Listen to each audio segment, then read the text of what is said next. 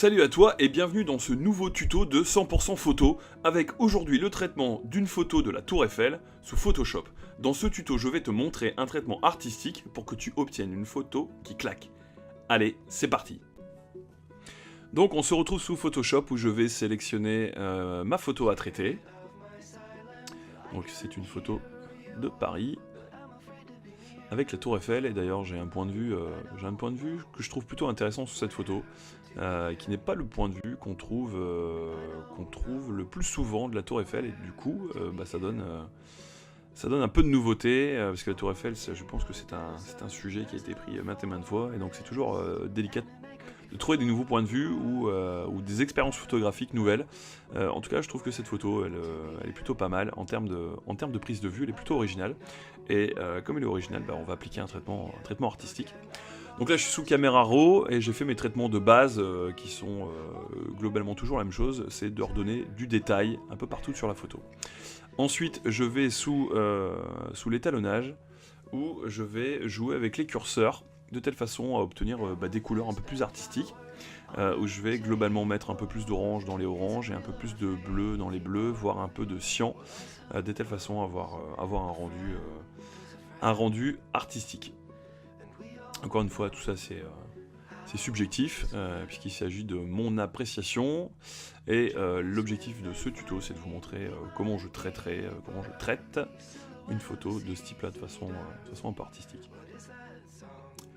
Donc l'objectif là c'est de rendre dans les feuillages et le bâtiment un peu plus d'orange, et dans le ciel donner un peu de peps au ciel.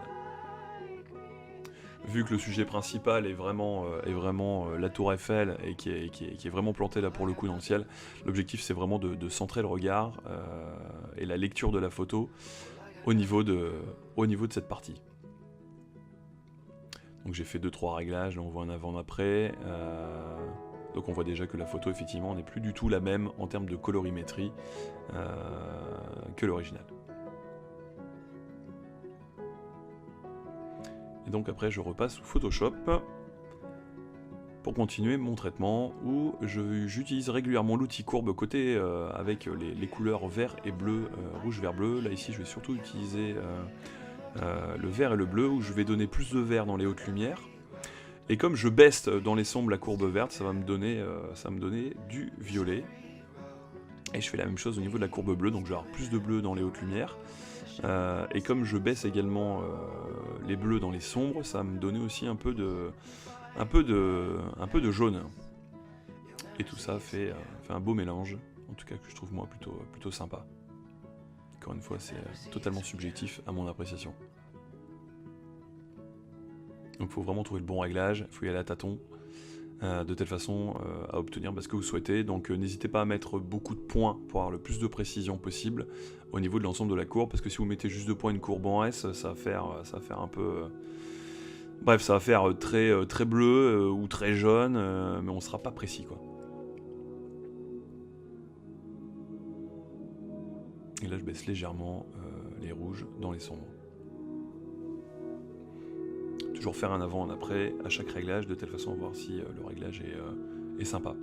Donc là je reprends l'outil courbe, mais cette fois-ci sur une courbe en S, traditionnelle au niveau de la luminosité, l'exposition, où j'augmente les hautes lumières, je baisse les sombres, de telle façon à avoir un contraste qui est intéressant.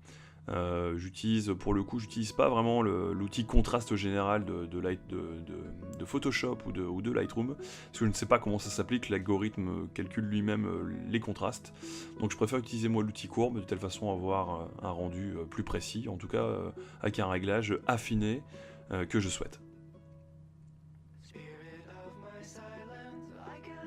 Donc là j'ai créé un groupe, de telle façon à faire à chaque fois un avant, un après, par rapport à ma photo d'origine.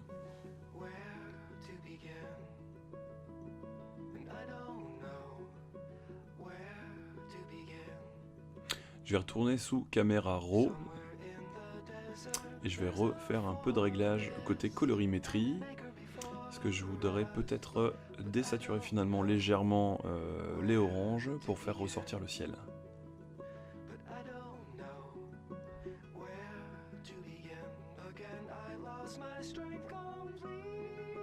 Donc on va dire on est sur un rendu très actuel pour ceux qui suivent l'actualité photographique ou certains photographes sur Instagram. On est sur ce type, beaucoup sur ce type de traitement en ce moment. Ça plaît pas. En tout cas, je vous montre comment moi je fais.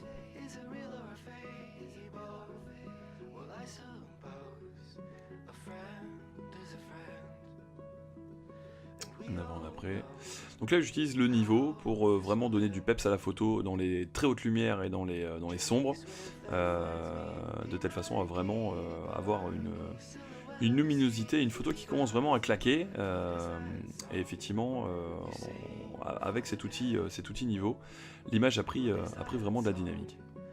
Donc pareil, là je vais retourner sous caméra RAW, et là je vais utiliser un filtre radial qui est les filtres radio sont vraiment excellents à utiliser, où je vais assombrir tout ce qui est autour de la tour Eiffel pour vraiment centrer mon regard sur la tour Eiffel. Ce qui apporte effectivement une dynamique supplémentaire.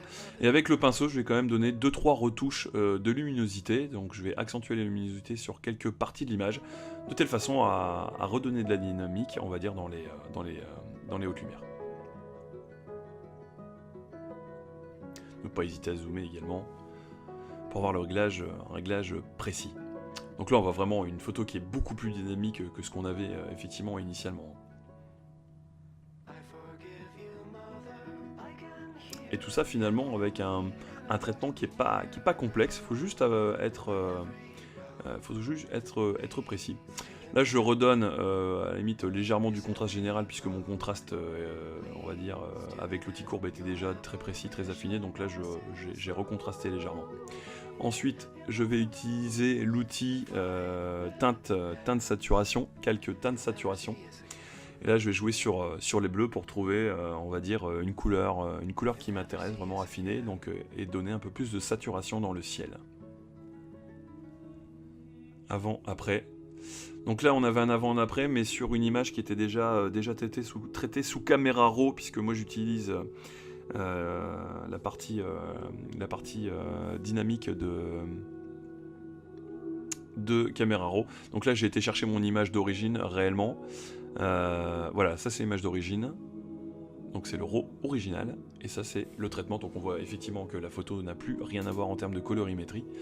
Donc on est sur un traitement vraiment qui est artistique, en tout cas de ce que j'avais envie moi de faire sur cette photo, et en tout cas qui suit le point de vue original de cette photo. Voilà, ce tuto est terminé, merci d'avoir suivi, n'hésite pas à me laisser des commentaires, des pouces bleus, et le plus important, abonne-toi. Allez, ciao!